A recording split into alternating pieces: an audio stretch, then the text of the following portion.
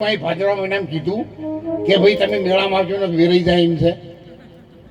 ઠેલા પીડાઈ પીડાય જય અંબે જય અંબે દોતાથી પેલી બાજુ પછી ઉપર આવ્યું એટલે 10 દાડા હેરીને સવારે ઉઠી એટલે પાવર જય અંબે આટલો હાથ અધર જાય અને પછી ઓબા ઘોટક ત્રિશુળિયા ઘોટા ઉપર થવાને જય અંબે જેમ મદની મોશો ઉડાડતા તો તમને ખમાતો નહીં. તમારે શા સારું આટલો ઓનો કરવો પડે.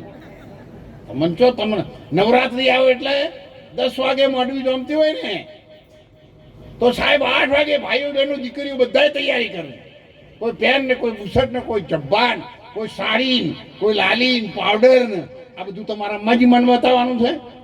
અંબાજીમાં ને બધી ખબર છે તમે ચમ ગોઠવો છો એ એટલે માપમાં રહેજો. આ માણસનો દેહ છે. Main is the architect for his own future life.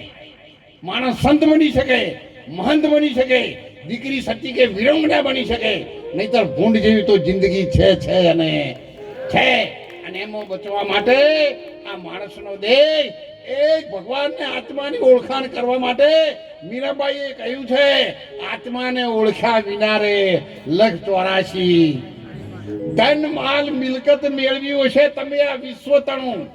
ધન માલ મિલકત મેળવ્યું હશે તમે આ વિશ્વ તણું.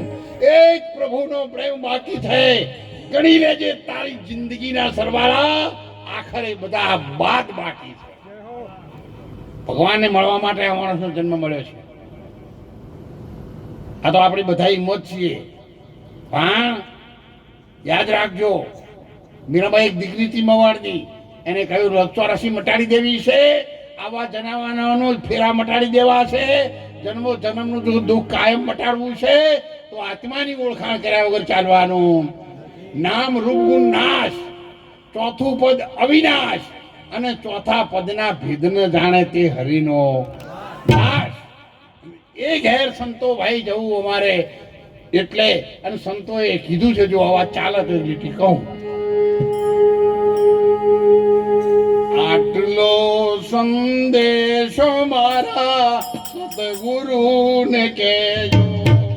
આટલો સંદેશો મારા સદગુરુને કહેજો. સેવકના રુદિયામ રહેજો સંદેશો મારા સદગુરુ કહેજો. હે સેવકના હૃદયમાં રહેજો સંદેશો મારા સદગુરુને કહેજો. કાયા પર છે ને અંત હૃદય સમાસે. કાયા પડશે ને ત્યાં જઈ સમાસે. એની ભલામણ દેજો સંદેશો મારા સદગુરુને કહેજો. એને ભલામણ દેજો સંદેશો મારા સદગુરુને કહેજો. એવું કોઈ કીધું કે ગુરુ મહારાજ અમારા રાયડાની ઓર રાખજો.